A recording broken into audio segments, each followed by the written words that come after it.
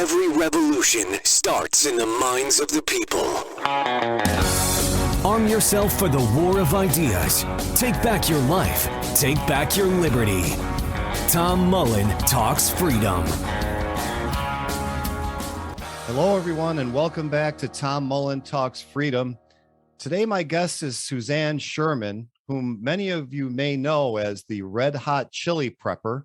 She was raised in California, and having spent most of her life there, she moved to Utah to live a life of preparedness and self-reliance. And of course, we've had Suzanne on the show before, and I'll link to that previous appearance. But what you may not know about Suzanne is she's also a recovering attorney, licensed to practice in California for several years before deciding to move to Utah. And she's done a lot of writing on the Constitution. She's got a lot to say about today's subject, which is immigration, and particularly the debate amongst libertarians on the immigration issue. So, Suzanne, welcome to the show. Tom, it's great to be back. Thank you. We've got a lot of people arguing about kind of the philosophical aspects of this from a libertarian perspective, which is, are any borders valid other than private property borders? And it seems like the debate has fallen into, should the federal government regulate immigration, or should we have completely open borders? And there's another alternative, and it might be a lot more consistent with the Constitution, which is states regulating immigration. That's actually how it all started. Yeah, absolutely. And I listened to that same debate. I thought it was very well done. And you and I came to the same conclusion that there's a gaping hole in this argument, because it seemed like the only two options were that the federal government was going to control immigration, or that it would be completely privatized.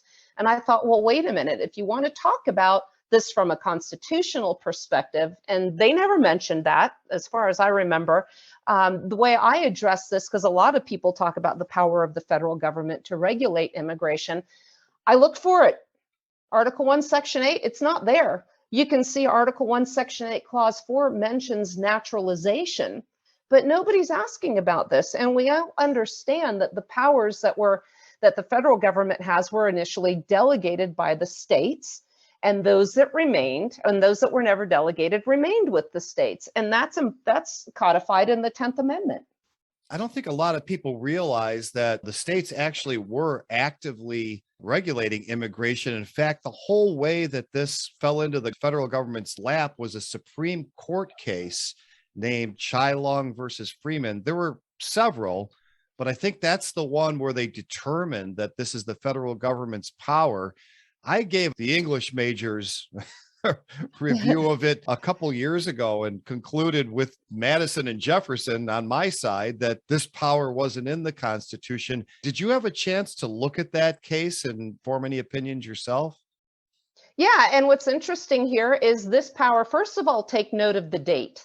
1886. What had happened in this country to significantly, or to completely, I should say, invert the system of federalism that was consented to by the states? As we know, as of 1865, the states lost their power and the federal government took over. So interestingly enough, this case ruled in favor of the federal government having the authority to regulate immigration. And this came about as what they said that was the embarrassment of the results of Chinese immigration. Now, what they meant by that, I don't know. Panda Express came to mind. Well, the thing that struck me, unless you found something different, is they never make an argument for it being in the Constitution. Maybe they mentioned naturalization, which is completely spurious, but they mainly argue, look, this must be the federal government's power, because if it wasn't, it would be really bad. You know, some state could get us into a war, et cetera, et cetera, et cetera. And that's all they say. Now, if you buy the arguments that it would be bad for this to be a state power, well, okay, that doesn't say that it was given to the federal government. It just says maybe we ought to give it to the federal government. There's no evidence this was ever done. Well, you have to remember, too, the system the states consented to was where they retained authority and control over the internal mechanisms, social structure, and prosperity within the states, within their borders. So taking that into mind, considering that the 13 sovereign and independent states, on a par with England and France and Spain, for instance, all of a sudden now surrendered their sovereignty with regards to their territorial borders when they consented to this general form of government. And there is no historic background for that. In fact, as stated in there, naturalization is listed, but not immigration. And then the argument we see now is, well, they have to immigrate before they can be naturalized, therefore we have this power. And interestingly, in the article that we were discussing that was going and analyzing this case, they bring up powers such as plenary powers, meaning that these powers exist and they cannot be argued. So this is nothing more than the Supreme Court saying the general government has this power, never mind it was never delegated. And that's what I find problematic of this case. And this is something we see historically now. It goes back to something like the supremacy clause. And it's like, well, look, you can't just point to these general statements and words in the Constitution and not invalidate the whole reason for having Article 1, Section 8. Or I don't know if that's a great way to put it, but in other words, you wouldn't need Article 1, Section 8 if some of these other things like general welfare or supremacy clause just granted the government to do whatever it wanted. Commerce clause, we're seeing the impact of that on a daily basis, where, oh, well, they can sell raw meat or raw milk, but it can't cross state lines. So, it's become a clause that was intended to keep trade regular to one that says, well, if a product crosses state lines, then the federal government has authority to regulate it. And that was never the intention. When pressed, and especially if I'm in an argument with conservatives about this, I'll say, well, the federal government doesn't really have this power. Of course they do, naturalization. And I think that's a pretty easy one to get around because obviously not everybody who crosses a border intends to become a citizen. I've crossed many borders in my life. I've never even thought about becoming a citizen of another country. But let me run a different one by you. And this one I think is a little more troublesome, and that's the 1808 clause, which says that the Congress won't pass a law regulating either the migration or the importation of people into the states before 1808. That's funny. Why would they write that if the power wasn't in there somewhere to begin with? And it's not there. And the interesting thing is, I think you and I had this discussion on one of my shows where you said, because they're taking this like it is a right the general government has. And I think you used the example of, well, if you tell your kids they can't go to the movies on certain nights, that means they can. Do you remember that conversation we had? Yeah, it sounds like something I would say. But I mean, I don't know if that applies legally or constitutionally, but it's like, yeah, if I tell Junior, you're not allowed to go to the movies on Wednesday night, Junior would say, okay, it's Tuesday, I'm going to the movies. But it doesn't work that way with the Constitution. So I guess my question is, they put this thing in there that says you can't do something before 1808. And they don't have anywhere else where you can do it after 1808. So what do we make of that clause? Was it just a mistake? Thomas Jefferson in 1798 said they just put it in there out of abundant caution. But I think it kind of does throw a monkey wrench in the works. Well, and that's where we discussed this was the difference between powers versus rights. And as we know, governments don't have rights, they have powers, and those powers must be delegated and enumerated. And simply because they were prevented from interfering with that up until that time, they had 20 years, does not mean that it was still delegated. If they wanted to have that power after, then is the time to have the discussions to amend the Constitution. And if the states by 3/4 majority ratify it, then they would have the power to regulate immigration. And as far as I know, Tom, there's no constitutional amendment saying so. No, I agree with you there. I just think that the clause is troublesome. And sometimes we try to say, well, it's just about slavery, but then you got the words migration or importation. So I'm trying to give the benefit of the doubt as far as I can. I've got another theory, but anything else on that clause that you could make of it other than it's just sitting there and you've just got to fall back on the 10th Amendment here? Or?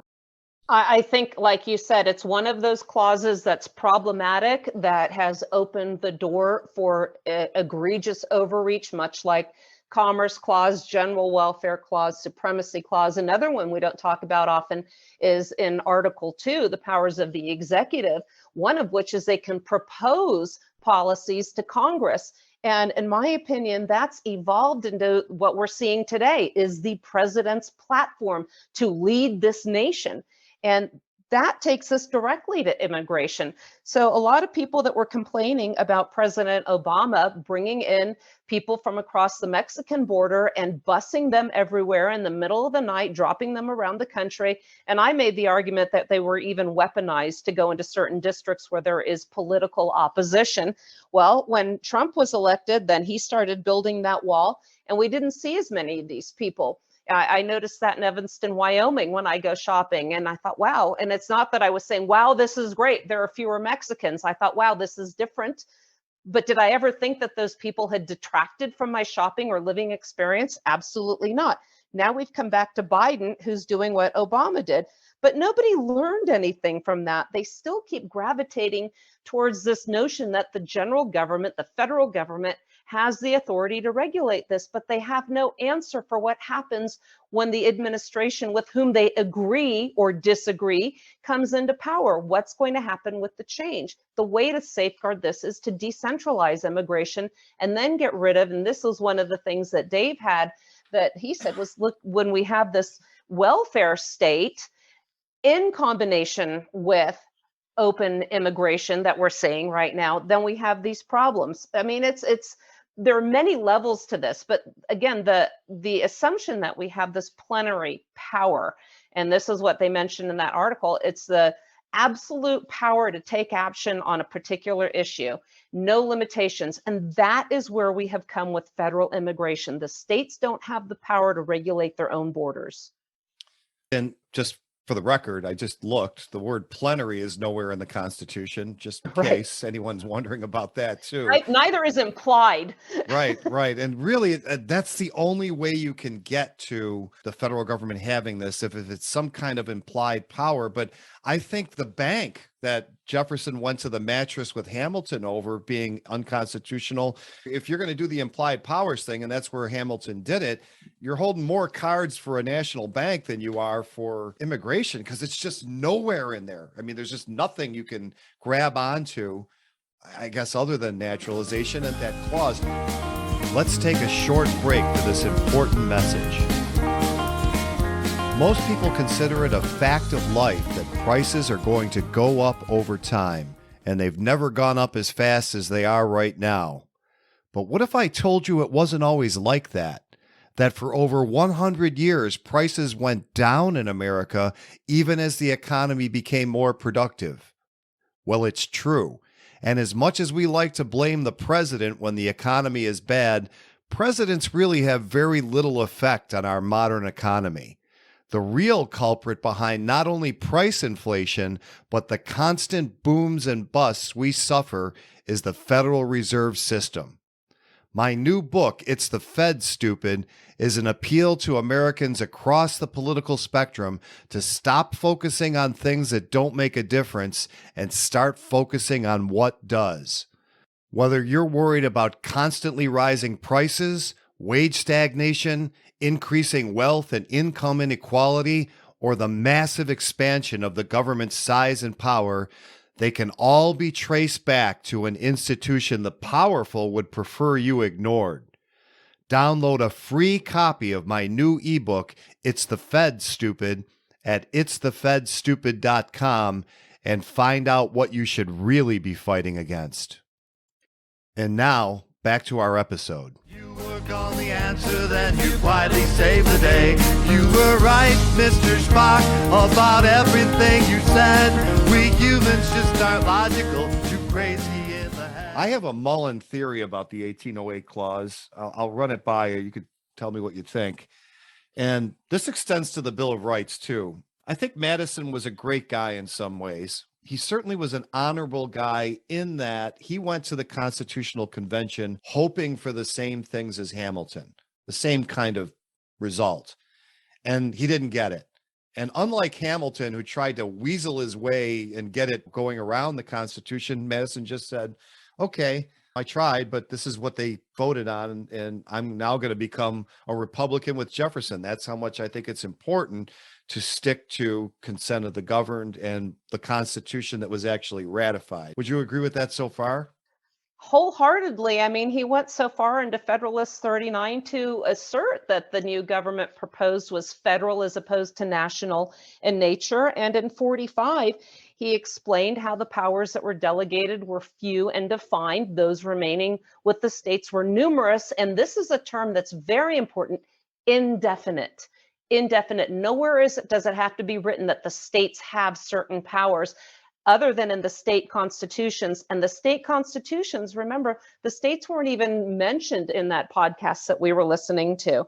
So yeah, I agree with what you said. Absolutely. And I'd go one step further because I'm trying to say this was a good guy. He actually had a bill that he originally proposed for the government to build roads. And I had Kevin Gutzman and Tom DiLorenzo on in the past couple of episodes talking about the whole roads thing and the Constitution. But Madison actually vetoed a bill that he proposed. So he became president and he had his allies in Congress, and he told them words to the effect of, yeah, I'd like to see this, what we'd call now infrastructure bill, pass, but you have to consult the Constitution and make sure you have the power. And if you don't, you better propose an amendment. Now, he knew that it wasn't in there. So the congressman just blew that statement off and they passed the bill and gave it to him, and he vetoed his own bill. So that's how much he thought it was important to stick to the Constitution. But he also wrote the darn thing. And I think Madison, some people like to hear themselves talk. I guess I run a talk show, so I can't really throw stones there. But I think Madison loved to read himself right, if you will.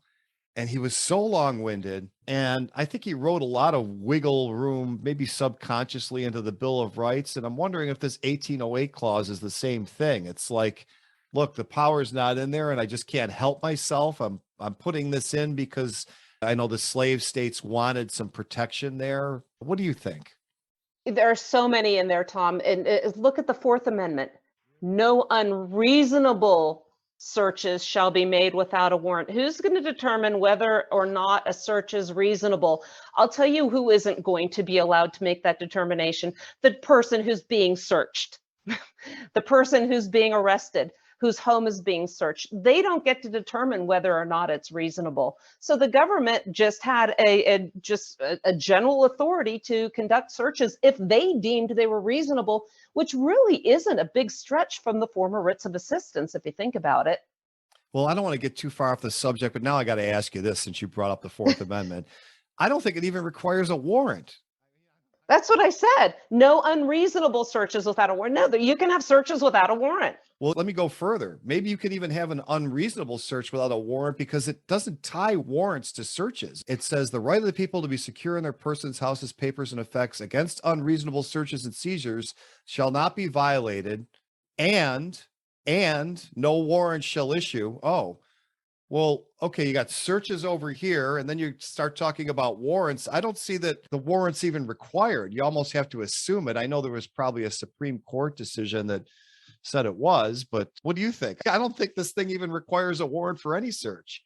It's absolutely toothless. And I remember in law school when we were studying all the exceptions to the warrant requirement, it was easier rather than memorizing them all in your head. We just wrote down an acronym that was like 20 letters long.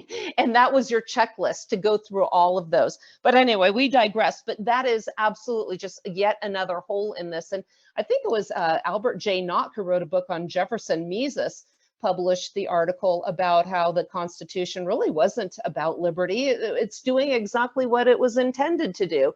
And if you look at immigration now, and immigration is always hotly contested in every presidential election cycle, and we have, diametrically opposed positions on there. So this should go to show exactly why the federal government should not have the exclusive authority, because it's going to get so many people so angry. It was never intended to be this way.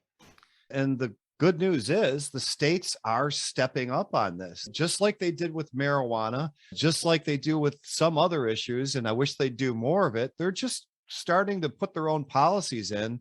Texas is building its own wall. The appropriation is out there. I don't know if it's signed yet or not. Arizona is now putting together a coalition of other states. And it's funny because I read the article about that and they twist themselves in knots trying to find how they should be able to do this because the federal government isn't doing their job. And I'm like, just quote the 10th Amendment. They don't want to let go of this idea that it's a federal thing and the feds aren't doing their job. So we states have to do it. And I guess the other point I would make about this is conservatives, they don't like an activist court, right? So they don't like the Supreme Court making law instead of the Congress, and they don't like the Supreme Court usurping powers from the states. Well, if you don't like Roe versus Wade or the gay marriage decision, or name your decision you don't like. For a liberal, you don't like the one about the corporations being people, which that's not what it really said. This one for immigration, Chai Long versus Freeman, is got to be the worst one. It's the least founded in the Constitution of anyone I've ever seen.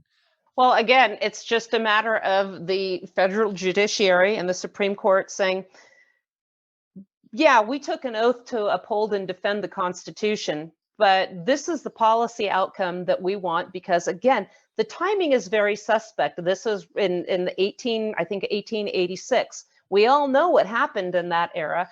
And this is where the federal government wasn't going to grant any latitude to the states. I mean, that's my opinion. And they have repeatedly sided with the federal government's, power to control immigration, the 1965 Immigration Act. Interestingly, when a piece of legislation is proposed before Congress, there is a clause that shows constitutionality that you have to actually fill out. I remember reading this when I was writing about the proposed National Concealed Carry Reciprocity Act, and they cited the Second Amendment. But if you look at immigration, okay, where are they going to cite the constitutional authority for immigration? It would be interesting to see where that is in the 1965 proposal, if they were even doing it then, because it simply isn't there. To me, I would guess that they would probably cite that case back in 1886 as their constitutional authority, which tells you case law and constitutional authority are different things. When Biden proposed his vaccine mandate, Mike Lee was speaking before the Senate, saying that there is neither constitutional nor statutory authority for the mandate. Well, that to me was very telling, meaning that he'd accept one or the other when there needs to be both, correct? So what they're saying is if Congress passes a law, the federal government has the authority to carry out the enforcement of the law, whether or not it's constitutional. So I was going to ask also, what did they cite? Did they cite that case for the 1965 law? I didn't read that. I'm wondering if they did cite the Constitution, and that's something you're not seeing on there. So I just remember reading that.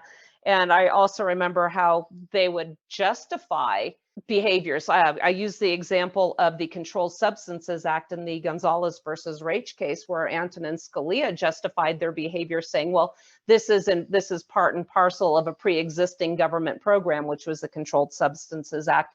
Please find for me the constitutional authority there. So immigration's become one of the most pressing issues right now at every presidential election for decades, but there's no authority for the general government to regulate it, and it's never discussed, and they just don't care anymore. Yeah, it's funny. And I just had Kevin Gutzman on today's episode, and he was talking about that vaccine mandate decision, and he was actually encouraged because they brought up the non-delegation doctrine. Now, this is not a federal versus states issue. This is more separation of powers within the federal government, because I originally had him on the very first episode to say, how do we get these agencies writing rules? They're not congressmen. They're not elected. Isn't that legislating? He said, basically, yes. It goes back to the New Deal.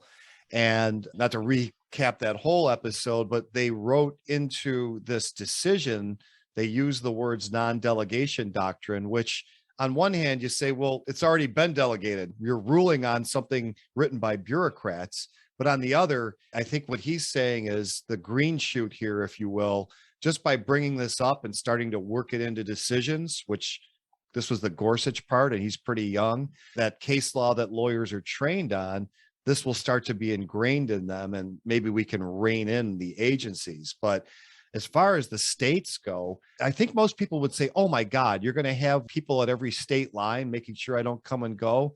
Not really. That's not how we manage the borders now with the federal government. They can't control people coming over. All they can do is go and arrest somebody who's not here legitimately, in air quotes. So the states could do the same thing. They could certainly do the same thing at airports and ports, because that's what they used to do. Well, they didn't have airports in the 1800s, but you know what I mean. So states could reassume these powers, and then California could be open borders if it wanted, and Arizona could be closed borders if it wanted. I think what really frightens people with this concept is they say, well, I'm going to have to show my papers at every state border. And not necessarily. We're not talking about complete and total sovereignty. What we're talking about is, remember, we have Article 4, privileges and immunities, where American citizens can travel freely amongst the states and have their rights protected as they travel among the states. But as you said, California, if they choose to have an open border with Mexico, then, for me, if you stop the welfare state federally, and California, and this is the argument I make in my constitutional solution for immigration, is then the state can choose who lives within their territorial borders and be fiscally responsible for them. And then so we kind of have layers of an onion. You're first talking about federal immigration, then you talk about state immigration. Then I like to look at also what are the moral, ethical, and economic considerations for immigration and the right to freely associate.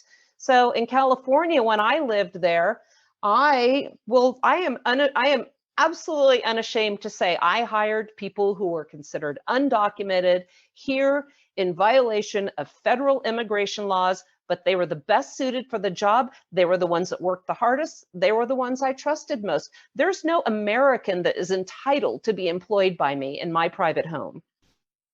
Yeah, it's funny that you bring that up, because when I lived in Florida, which I lived there from 2004 to 2014, I lived on the East Bay of Tampa Bay. So Ruskin was a lot of people that were probably undocumented immigrants. And people would bring this up, oh, the jobs. I'm like, yeah, boy, it's just so sad when I see the strawberry truck pulling away to go to the fields, and all those white guys in their suits with their resumes are standing there looking dejected. All the jobs that those Mexicans took away from them. It's just kind of silly, some of the arguments sometimes. But to the extent that people care about this and they insist on having a government, something I always recommend against, at least have the government you want in Arizona. What in the world does anybody from Massachusetts, like Elizabeth Warren, who lives in Washington, D.C. or in Massachusetts, know about the problems of Arizona? Nothing, right? So it just makes so much sense. It would not, as you said, we're not going to be showing our papers any more than they are in border states. They have checkpoints in border states where you can be stopped and asked to prove you're a citizen. Do I like that? No, but that's what the federal government's doing. And they don't do it very well. I think that's the other thing that we should also just get out there. What is the expectation that the government's ever going to succeed at this? Now, you had Trump in there, and you had an all Trumpy Congress, well, mostly Trumpy. They had all three branches of government. They had free reign to do what they wanted. I don't think there's much evidence they stopped people from coming over, and unless they're all dressed the same and carrying weapons, I don't think governments are good at stopping migrations anyway, even if they want to. And the other thing too, is you mentioned, what did Elizabeth Warren know about, the problems that might be happening in Missouri? The same thing happened after the 1934, the St. Valentine's Day massacre. And that was a result of, yes, it was passed constitutionally, but with regards to prohibition, we had the massacre. And as a result of that, the people in Alabama, for instance, were no longer allowed to have weapons that they may have had before because of actions that took place in Chicago. So again, we have this top-down, one-size-fits-all solution that affects and impacts communities differently, especially when it's not needed in those communities. And this is why I think people are so angry right now. We don't have the representation. When the Constitution was ratified, I think it was one representative for every 35,000. Now we're up to, what is it, over 750,000? And when you write to your representative, they never even see your letters. They don't care. I guess for a final thought for me, it's still on to this idea of is it even feasible? Is for anybody who thinks that it was really a ridiculous thing to try and keep a respiratory virus from spreading with lockdowns or masks or whatever, that the wise rulers in Washington, D.C. were going to come up with some idea that was ever going to even have an effect. A lot of people sympathetic to us and limited government, limited to zero in my case, would say, yeah, it's just ridiculous, right? Well, I think the idea that you're going to keep people from crossing the imaginary line is ridiculous too. It's just never going to happen. It never has happened in history. You kind of have to deal with migrations. That doesn't mean if a gang comes over from Mexico, you can't arrest them for crimes they're committing and you can't kick them out. But there's never going to be a policy that can keep people from coming over such a long border. So why don't we come up with something a little more practical where all these localities deal with it the way they want to? That's my last thought. Do you have one? Yeah, and also, we hear the argument, well, if you want open borders, leave your front door unlocked. And you can't compare somebody's private residence, which is ownership, with regards to something like a national border, which is more of association. In fact, I think you wrote an article about that. Okay, well, why don't we leave it there for now? I mean, let's just see what happens because we've got all these developments going on. And our boy down there in Florida, about half of whose policies I like, he's raising a militia or something. I'm not exactly sure what that's all about, but I think some of the things he just does to troll the other side. But there are serious policies going on in the States, and we'll have to see if this turns out something like marijuana or whether it goes anywhere. Yeah, interesting times. Thanks so much for having me back, Tom. Okay, friends, that's going to do it for today. If you haven't already, don't forget to download a free copy of my new ebook, It's the Fed Stupid, at itsthefedstupid.com. And if you like the music you've heard on Tom Mullen Talks Freedom, you can hear more at tommullensings.com. Thanks for listening. The war of ideas has only just begun. Arm yourself with the knowledge you need by heading to tommullentalksfreedom.com and subscribing to our email list. And remember, every revolution starts in the minds of the people.